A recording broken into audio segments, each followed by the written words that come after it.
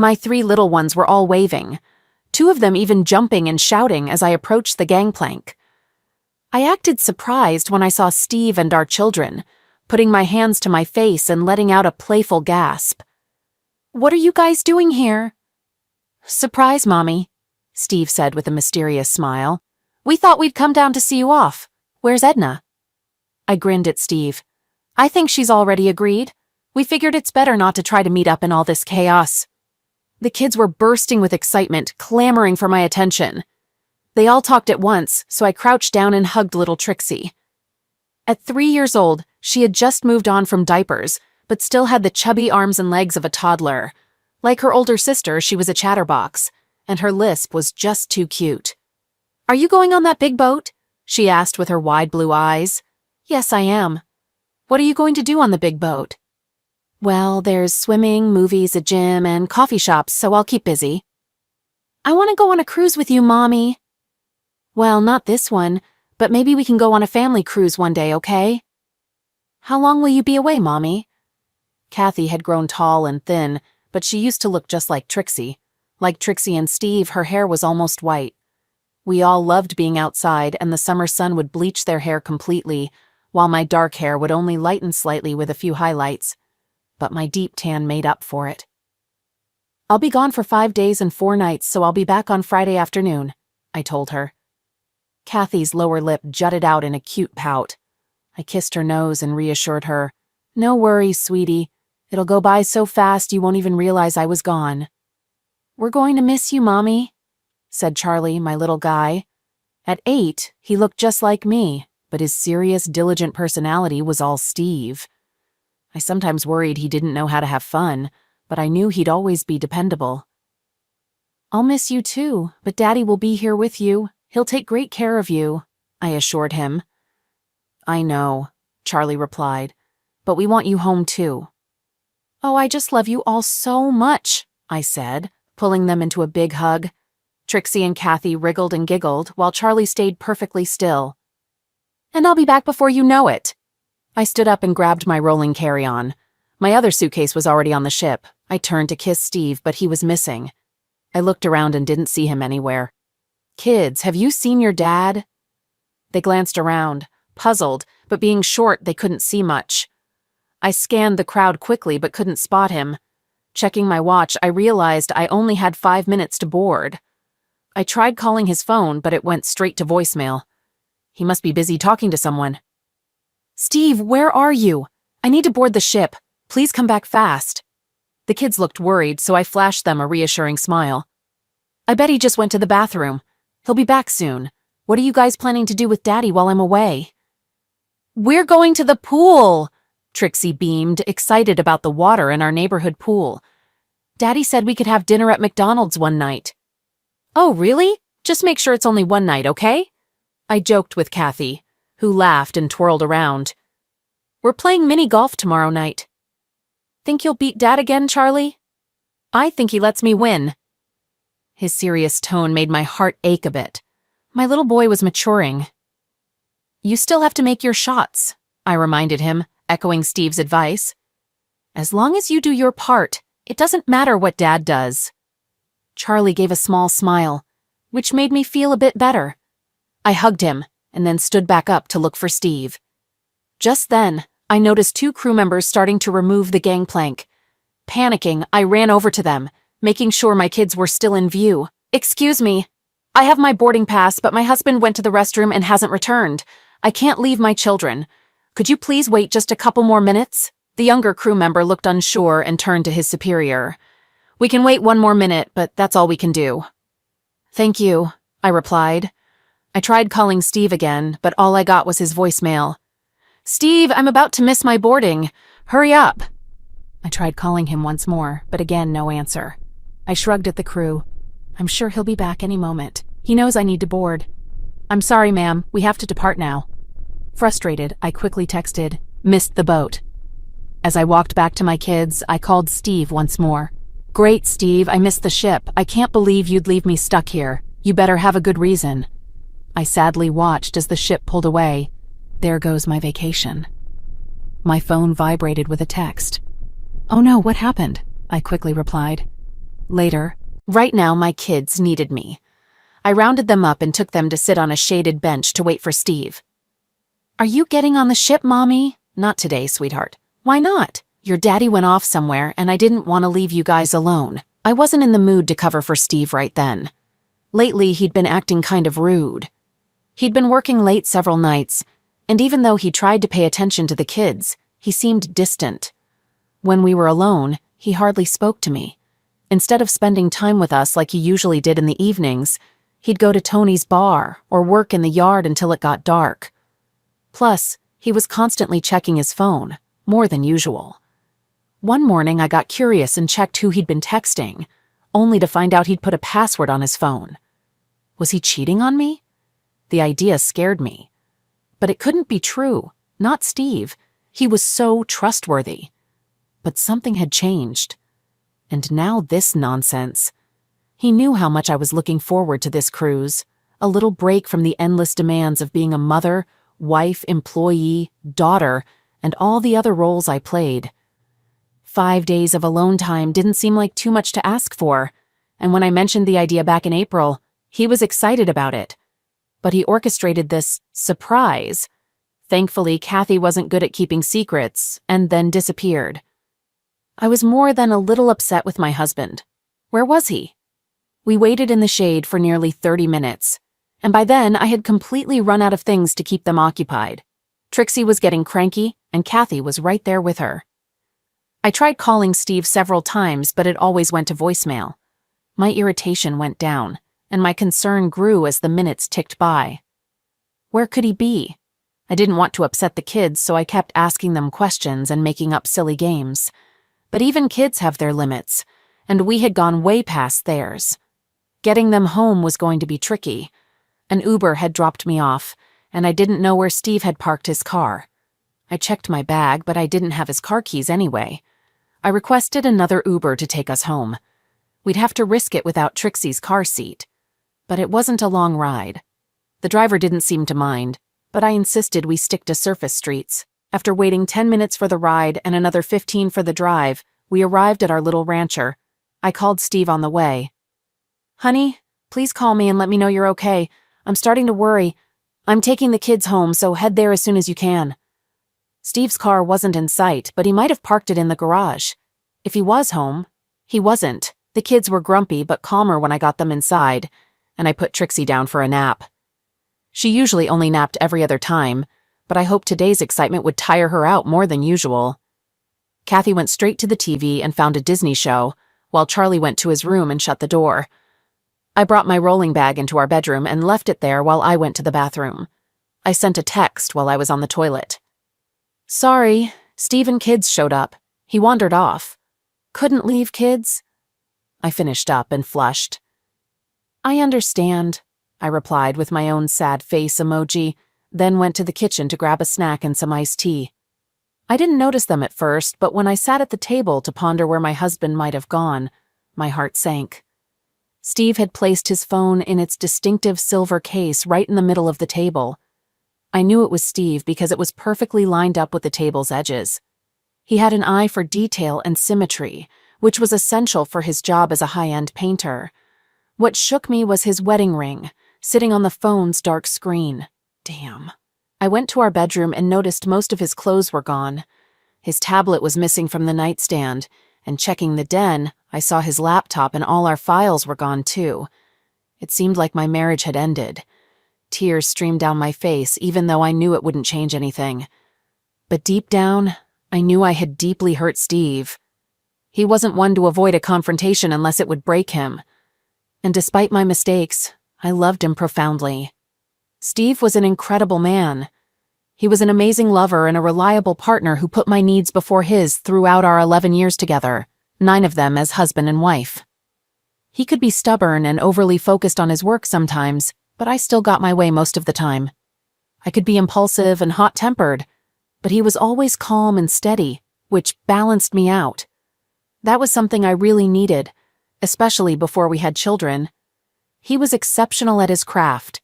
His painting business flourished because he combined creativity with responsibility, and now he had a waiting list thanks to the referrals from his satisfied clients. And he excelled as a father. He cherished each of our children, and while his patience wasn't infinite, it was close. And now he was gone. So why did I try to escape on a cruise with Chad Mayberry? I worked as a dental assistant because it allowed me to be home by 2 when the kids finished school or daycare. About 10 months ago, a new dentist joined our office. During this time, Trixie was going through her terrible 2s, and Kathy was adjusting to pre-kindergarten. Trixie was especially clingy, and while Charlie was more self-contained, he still required a lot of attention. It felt like the demands were never-ending. Steve's business wasn't all-consuming, but he often came home tired and distracted. He made an effort with the kids, but by the time they were in bed, he was exhausted, and so was I. We tried to make time for ourselves, but it was tough. Our once-a-month Saturday night dates felt insufficient. Friday night intimacy felt obligatory, and spontaneity was a thing of the past. Although we had worked hard to achieve our current life, it felt draining, and while I didn't blame Steve or the kids, I was frustrated with our lifestyle. I wasn't ready to settle into a completely predictable life like my parents. Chad was also married, but they didn't have kids. Their lifestyle seemed more independent, and since both of them had professional jobs, Sylvia worked in IT sales, they could afford frequent trips and exciting vacations. They often went on solo adventures.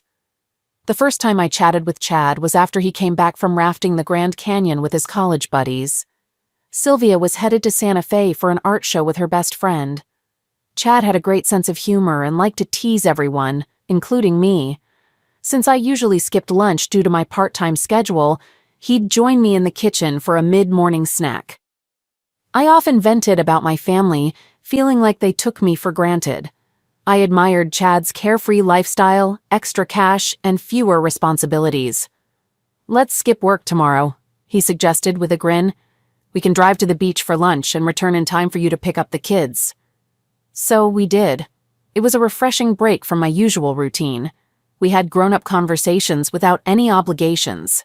I didn't have to repeat myself, and I only had to worry about cleaning up after myself. Chad drove, allowing me to relax, and the restaurant staff took care of us. I cherished the break, and that evening with my family felt like the best one in a long time. Steve noticed my happiness, and we had midweek intimacy for the first time in months. I felt so connected to him, nearly moved to tears by my love for him. Chad suggested meeting for lunch again a couple of weeks later, and it became a regular thing. Usually we grabbed a quick bite and chatted in the park, but on days when we had more time, we'd venture a bit farther. I can't blame Chad for seducing me. It was my choice to open that door. He may have walked through it, but we both played a part. One day at lunch, he brought up Steve. "I think I spend more time alone with you than I do with him. Wonder if he's missing me." "That'd be a shame." He glanced at my chest. "You've got quite the charm." I blushed. "Well, you've got your own allure."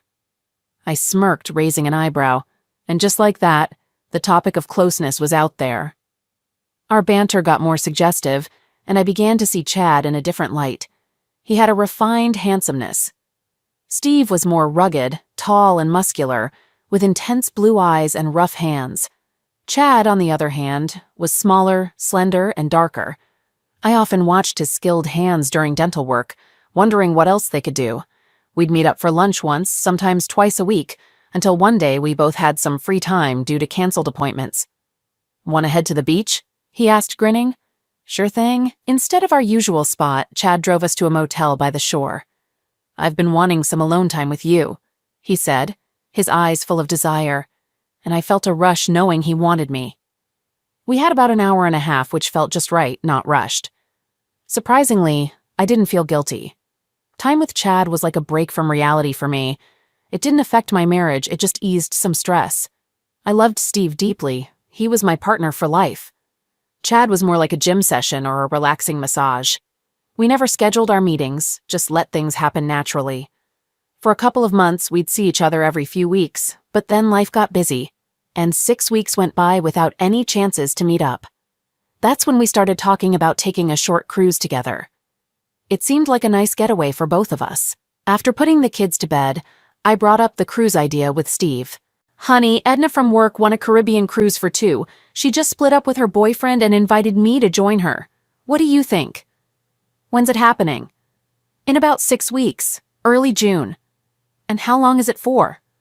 Chad and I hadn't discussed the details yet, so I guessed. I think it's a 5-day trip. I can double check. That sounds like a great idea. You've been working really hard lately. I don't say it enough, but thank you for everything you do for our family. He hugged me tightly. In that moment, I felt incredibly lucky. I loved him deeply, so I led him to our bedroom and we made passionate love. When I was with Steve, I never thought about Chad. Steve was my reality. Chad was just a temporary distraction.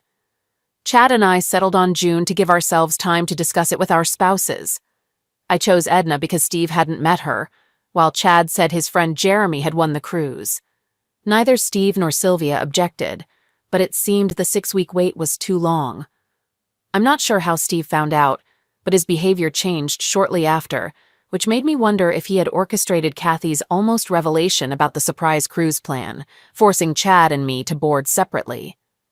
Now I found myself staring at Steve's phone and his wedding ring, feeling completely lost about what to do next. It seemed like I was heading towards single motherhood, leaving little time for anything other than taking care of the kids. If I thought life was tough before, it was likely to become even harder without a partner by my side. Damn. I took a deep breath and began making calls. I started with his brother, Paul. Hey, Paul, have you seen Steve today? Nope. Did he hesitate? Seem more reserved? Did he know something? Was he lying to me? I despised this uncertainty. All right, thanks. If he does reach out, please ask him to give me a call. I had similar conversations with his parents, although they wondered why I wasn't on the cruise, and then with his sister Beth and his cousin, along with 2 of his closest friends. While I sensed they might know something, their responses didn't deviate too much from our usual interactions, so I chalked it up to my own nerves. When the kids came looking for me, I switched gears into mom mode until dinner time. During another round of macaroni and cheese with baby carrots, apparently my kids had a thing for orange foods, Kathy piped up. Where's Daddy? He said he'd be home this week. Well, plans change, sweetie. I'm here now. But where's Daddy? He always comes home for dinner. Charlie, do you know where Daddy is? Charlie looked at me seriously and slowly shook his head. No. I believed him. Steve wouldn't want to worry the kids with something like that. I smiled and diverted their attention with questions about their summer camps, but inside, I was starting to panic. I pushed down my anxiety, cleaned up the kitchen, then got the girls into the bath. It was past 8 when Kathy and Trixie were tucked in, and I left Charlie reading in his room for another half hour until I returned to turn off his light. As I stared at his phone, I knew I couldn't reach him that way. So I composed an email on my computer and sent it to both his personal and work accounts. My dearest Steve, I've hurt you deeply, and I'm truly sorry. Despite everything, I love you and wish for a chance to prove it to you. Please come home. I need you, and if not for me, then for our children. They were upset you missed dinner tonight, and they'll only get more scared and worried the longer you're away. Please come back to your family. I love you, and only you. I stayed up late, hoping for a reply. Chad texted, but I brushed it off. Around 10, I forced myself to bed, knowing I needed to be alert for my kids in the morning. I prayed for some word from Steve, but nothing came. Instead, I received a heated phone call from my sister-in-law. "What the heck is going on with you?" she yelled when I picked up. "What? What are you talking about?" "I mean, my brother may not always be the most organized, and he might forget half the stuff you ask for at the store because he refuses to write it down. But he's a good man. He's the best guy I know. So why are you messing around on him?" I don't understand. What did he say to you?" Steve didn't say anything to me. Paul had to bail him out of the drunk tank this morning. He was a mess. His lip was busted and his face was all scraped up. Paul thought he was still drunk. And he told Paul you didn't love him anymore because you were fooling around with a coworker. Crap. My heart shattered again for Steve. He wasn't much of a drinker, and when he did drink, he just got silly. Despite his size, he wasn't a fighter. He was gentle and always used words to solve problems. He'd never been in a fight before, not in all the years I'd known him, and there were no stories of fights from before then either. What had happened? What had I done? I have to find Steve. Is he with Paul? I don't know where he is, but goodness, how could you cheat on the kindest guy ever? I didn't have a response, so I said Trixie needed me and hung up. How could I betray Steve? The only explanation I could muster was that I wasn't betraying Steve. Not in my mind. My involvement with Chad had nothing to do with my marriage. I was deluding myself, I know, because a committed marriage requires full dedication all the time. No breaks, no getaways. It can be tiring, but that bond must remain unbroken, or else everything falls apart, and you end up with chaos all around and relatives cursing you out. It was crystal clear now that I had shattered the wonderful man I loved. I needed to find him, to try to mend some of this mess. I called Paul, but he didn't pick up. So I dialed his parents. I thought my conversation with his sister was tough, but I'd choose that 1,000,000 times over compared to speaking with Steve's mother. Hello? Hi, Margaret. Is Steve with you? All I heard was a sob, then silence. Margaret, are you all right? More silence. Are you there, Margaret? A trembling voice finally responded. I was thrilled when he met you. I thought you were the best thing for my son. He was so happy, but you turned out to be the worst. Shocked, I waited for her to continue, but it seemed she had said all she needed to as the call abruptly ended. If Trixie hadn't come in and asked me to tie a bow in her doll's dress, I might have broken down right then. But with my kids to care for, I forced a smile and we carried on through the day. My kids were innocent, and I knew I had to shield them from the truth for as long as possible. That proved to be another day. They were becoming more confused and upset about Steve's absence, so I had to explain to them that their dad was staying with his brother. I tried to assure them that he loved them very much, but that he and I had a disagreement and needed some time apart. They didn't like it at all, and Charlie seemed especially troubled. Is Daddy coming back home? Of course, sweetheart. We just need to sort some things out, but he loves you and your sisters so much he won't be away for long. Does he still love you? I hope so. I flashed a smile, masking how much his question hurt. Sometimes parents have disagreements, and we need to talk through them to be happy again. But even when we're upset with each other, we always love you. He nodded seriously and walked away.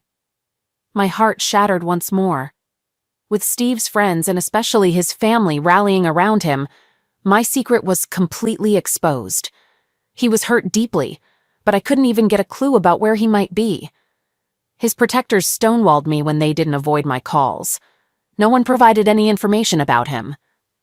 I left messages with the few who would talk to me, pleading for Steve to contact me or arrange to see the kids. I sent him 2 or 3 emails every day, begging for forgiveness, declaring my love, asking for any news about him, urging him to reach out to his children. I only let myself cry when the kids couldn't hear me, but then I sobbed uncontrollably.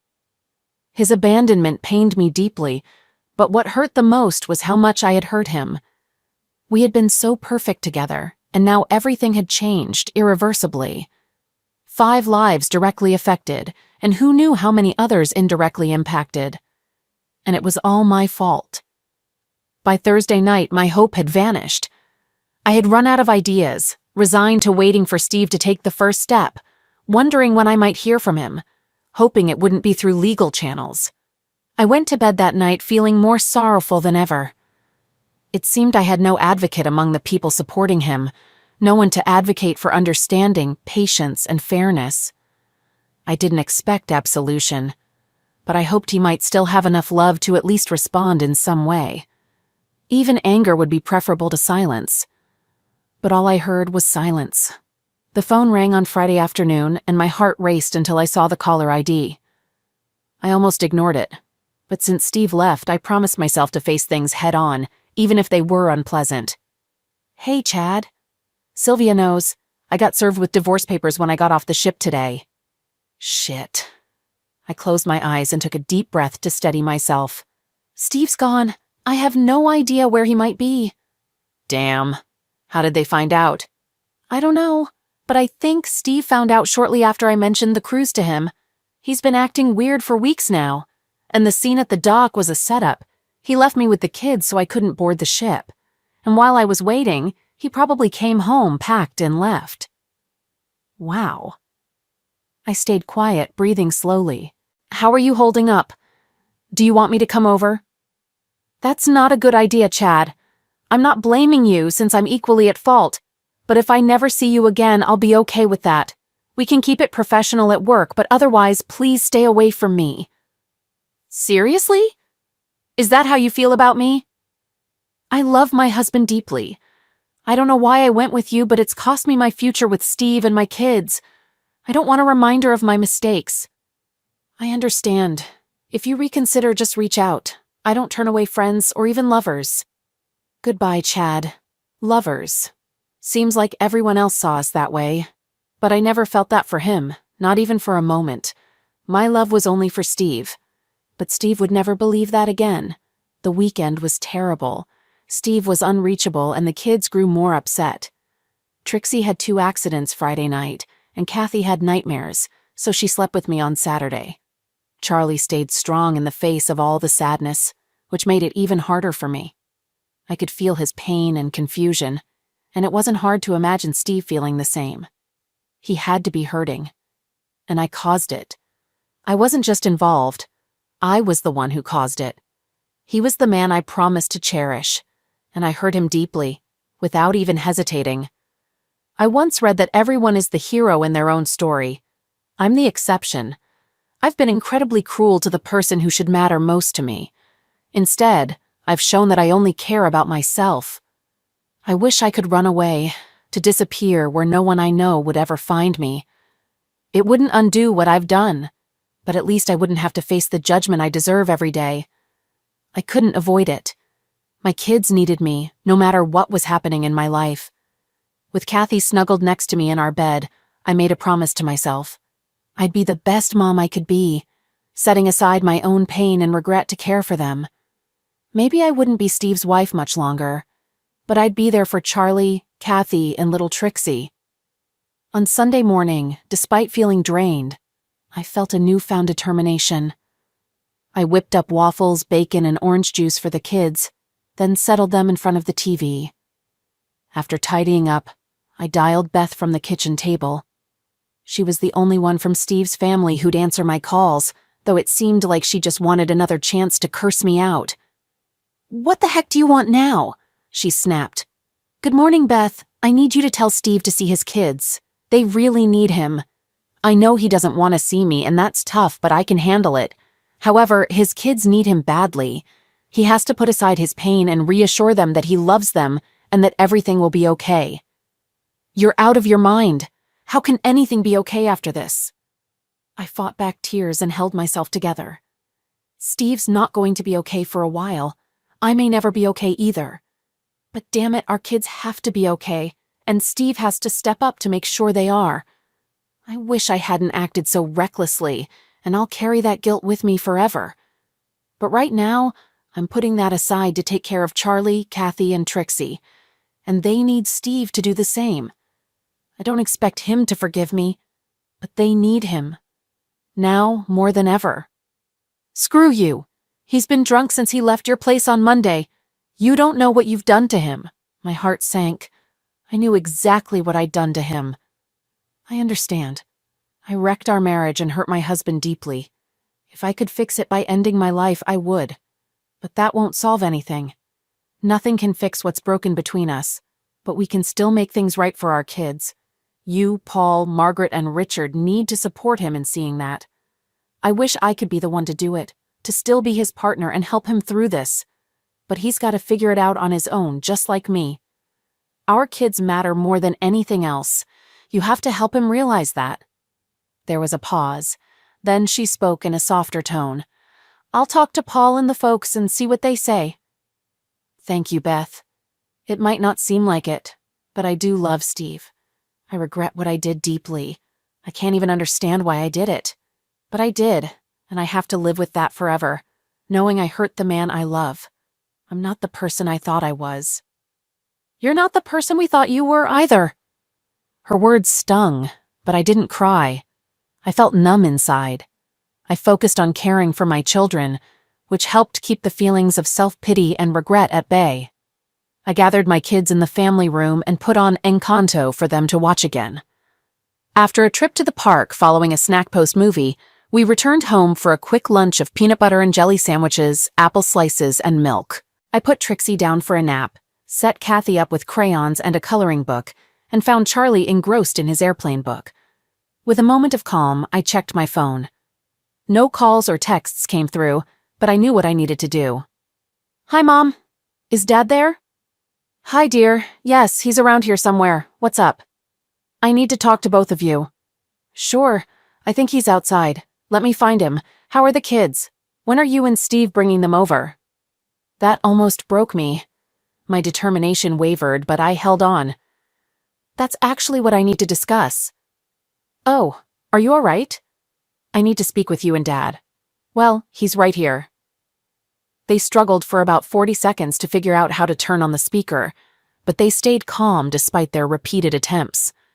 They were both relieved when they finally succeeded and praised each other for their capability. My parents deeply loved each other. I envied that bond. What's on your mind, dear? I took a deep breath. I need to tell you something. Steve has left. He found out about my affair. I'm not sure what comes next, but I thought you should know. There was silence on the other end. Are you in love with someone else? Mom asked. No, I said, holding back a sob. No, I love Steve. I love him deeply. I don't know why I strayed. More silence. Is there any chance you two can fix things? I don't think so. Steve left on Monday, and he hasn't responded to anything I've said. I have no idea where he is. His sister says he's crushed. He's been drinking all week. Oh, that poor man. My parents always adored Steve. I closed my eyes and steadied my breath. I pushed myself to continue. Yes, I know. I'll always regret hurting him like this. But I might need help with the kids for a while until we figure things out, whatever that may be. Of course, dear. Reach out anytime you need us, Dad said. The kids can stay with us whenever they need to, you too. A parent's love never fades, even in disappointment. I fought back tears. Thank you. I love you both very much. We love you too, dear. Tears streamed down my face for what felt like hours after I hung up the phone. The truth hit hard. I didn't deserve my parents, Steve, or my family. Yet here they were, all depending on me. I had to be strong for them. It was the only thing keeping me afloat. The idea that they might not love me anymore couldn't be my focus. I was needed, and that was enough to keep me going. Then the phone rang again. It was Beth. Steve wants to see the kids, she said without any preamble. Can you drop them off at our folks' place in an hour? Sure. Thank you, Beth. They miss him so much. I hope seeing the kids gives him something else to think about. He really needs something solid to hold on to. Right now, he's just falling apart. I swallowed the lump in my throat. I know he doesn't want me around, but if there's anything at all, you think I can do, just say the word. Despite everything, I still love him. I know I've lost my place in his life, but I'm here, ready to help in any way he needs, okay? The kids were thrilled to see Steve and excited to visit their grandparents' house. Kathy and Trixie ran ahead to the door, but Charlie hesitated. Aren't you coming inside? Not today. I have some errands to run, but I'll be back to get you in a couple hours, okay? He nodded, serious as always, and walked hesitantly up to the door where Steve's mom was waiting with open arms. She didn't even glance my way. I went back home and cried once more. The house felt suffocating yet desolate. Everything appeared smaller, compressed, devoid of significance. Family photos taunted me. They seemed ancient and stiff, relics of another era. They might as well have been sepia-toned. The furniture, the books, the DVDs and video games all resembled artifacts from a bygone time. It felt like I was touring my family's museum, observing history.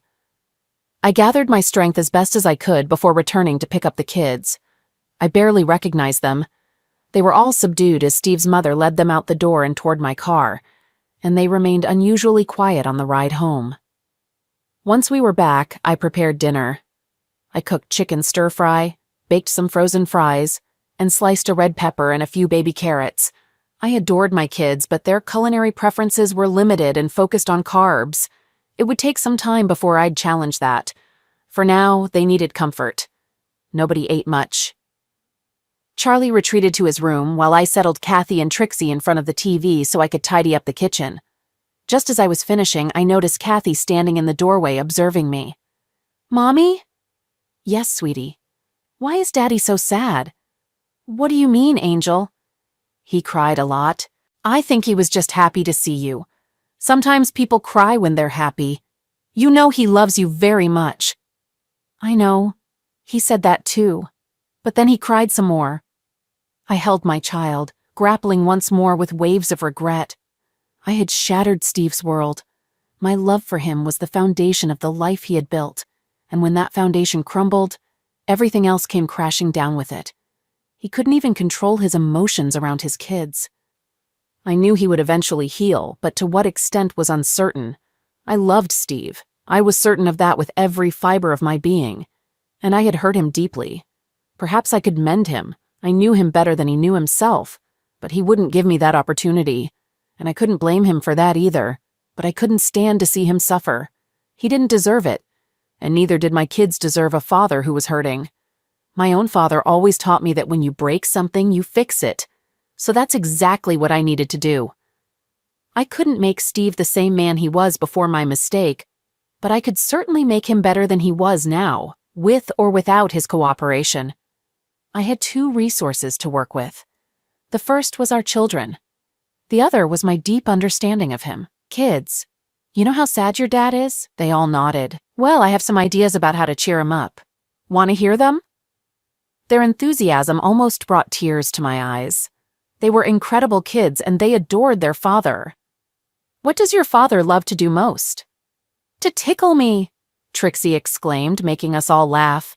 "He enjoys watching videos with us," Kathy chimed in. "He loves ice cream," Trixie added. I smiled. Perhaps I needed to give them some guidance. "He really loves to go fishing," Charlie said quietly. "Yes, he loves each of you so much, and he loves going fishing. What else?" "He likes working in the garden," Charlie added again. "That's right. He enjoys all those things. Do you think he'd be happy if he could do some of those things with the people he loves most?" They all nodded eagerly, their eyes wide with excitement. "I think he'd really appreciate it if you guys offered to do some of his favorite things with him. Can you do that next time you see him?" "When is he coming home, Mommy?" "I don't know, Angel. But you'll see him at Poppy and Grammy's house again very soon. Now who wants to get in the bath first?" Once I got the girls in bed and Charlie reading in his room, I called Beth. "What do you want?" she said in a tired voice. "Haven't you done enough?" "I know what I did, Beth, and Steve didn't deserve any of it. But now he needs to prioritize our kids. They need him and he needs them too. We can help him start to heal, and that starts with him spending time with the children." "Why?" "Why what? Why are you doing this? You destroyed my brother and now you want to help him?" "I never meant to hurt him. Despite everything, I love Steve deeply. I've always loved him. I know we can't be together right now, maybe not ever again, and that breaks my heart. But I know how we can heal, and I'll do my best to help with that, even if he never speaks to me again." I was surprised Beth had nothing to say, so I continued. "I want him to see the kids every day. It can be at your folks' house or here. Here would be best. I can leave while he's here. Actually, maybe we can share this house 1 week on, 1 week off. That way the kids stay in their familiar surroundings. The kids will help ground him, and their love will help him recover. He's going to divorce you." That was like a stab to my chest. I faltered, but I accepted it. I deserved it. "I thought so, and I will grieve about that for a very long time, but that doesn't change what we need to do to help him. Please, Beth, help me help him." "Fine, I'll encourage him to see the kids. I'll talk to Paul and our folks about your idea of sharing your house. It makes sense to me, but only if you aren't there when he is. I'll do anything short of giving up my kids. I don't want to hurt him any more than I already have." She hung up without another word, which I took as progress, given how likely that word would have been an F-bomb. The next day at work felt strange. I switched tasks with Edna so I wouldn't have to be near Chad.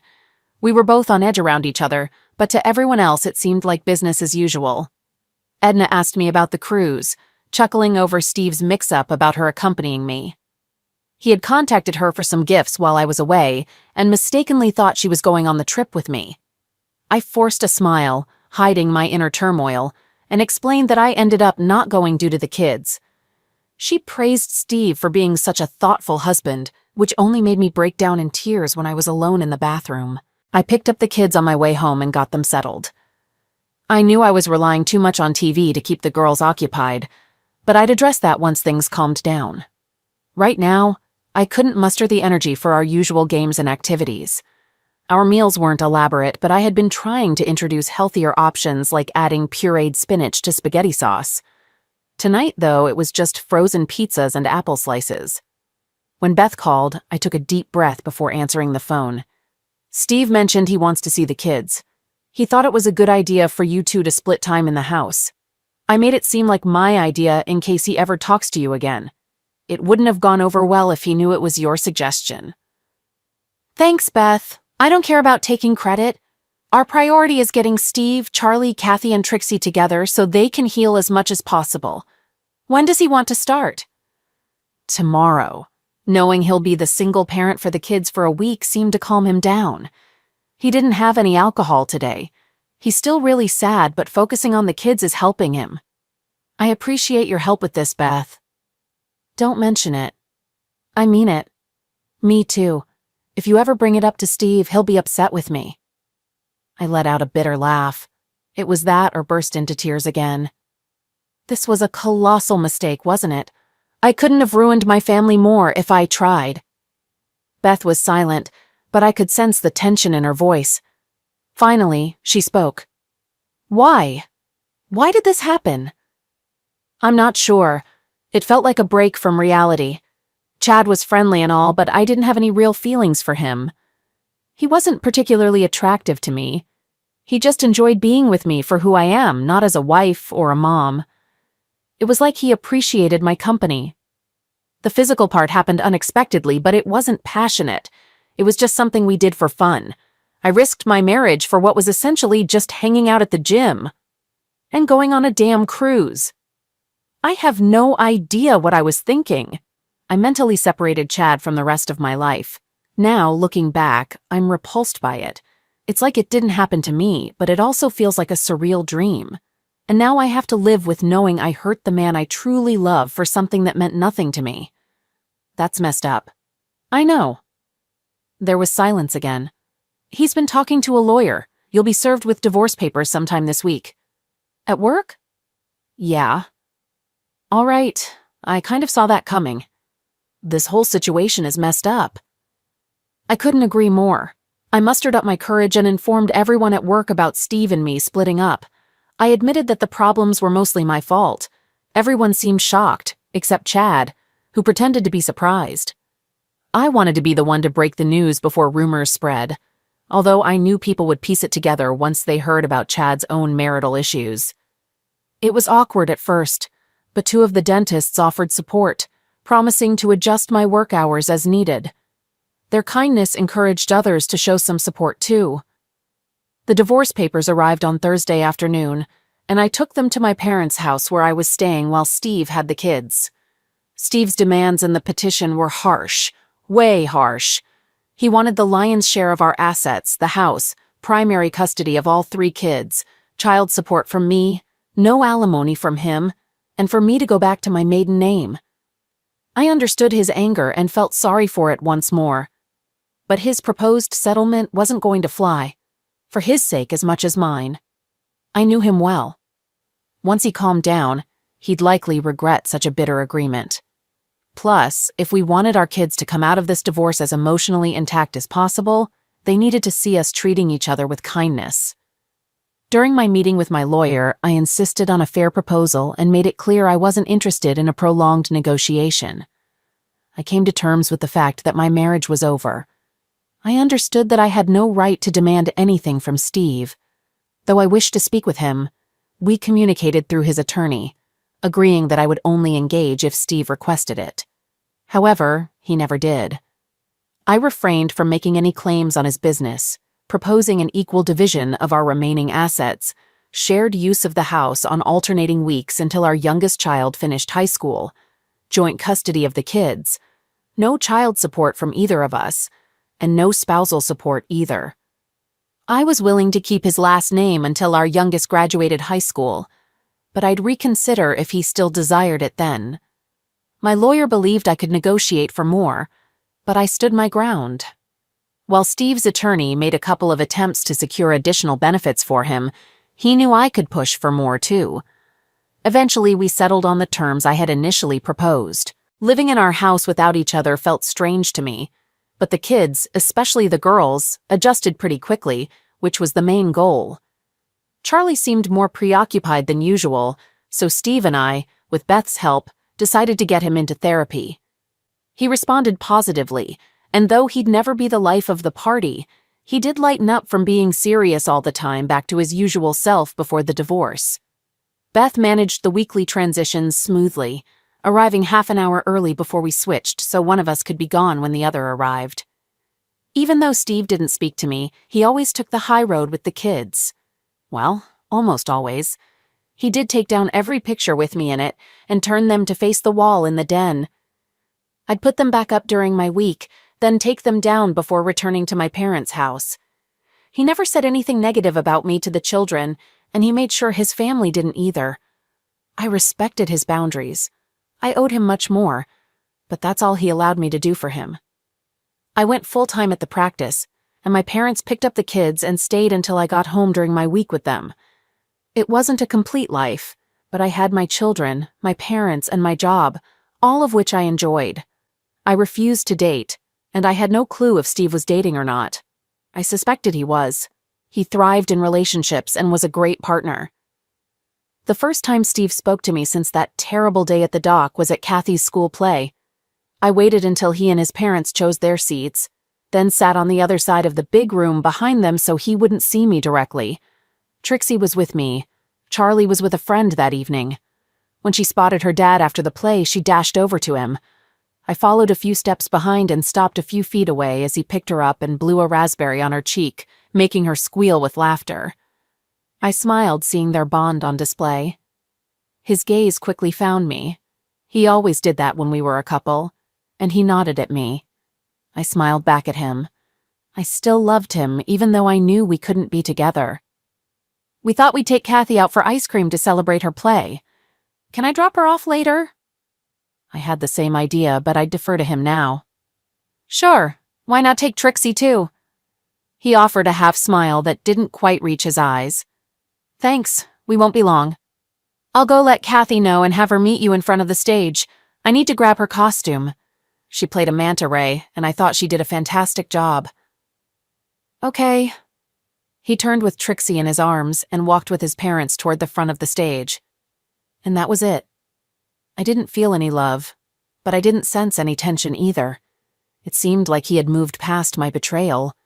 I felt both relieved and saddened. He would likely move on to someone else soon. I went to the classroom and found Kathy chatting excitedly with a couple of friends dressed as a lobster and a shark. You were amazing, sweetie. Mommy, I was so nervous. I bet, but you did great. Here, give me your costume. Dad is outside by the stage with Grammy and Poppy, and they're going to take you and Trixie out for ice cream. Yay! Are you coming too? Not tonight. I have to go home and clean up the kitchen. We had to leave in a hurry after dinner. I made sure Kathy got over to Steve and his parents. They made a big fuss over her, which made me smile. The kids looked like they were going to be fine. I felt a lump in my throat as I slipped away. There would be happiness ahead, for both Steve and me, but likely not together, and not nearly as much as I had sacrificed with my foolishness. I said a little prayer for Steve to find love again. He was the innocent one caught in this mess, and he deserved his happiness. But now, he had to find it on his own. And the same went for me.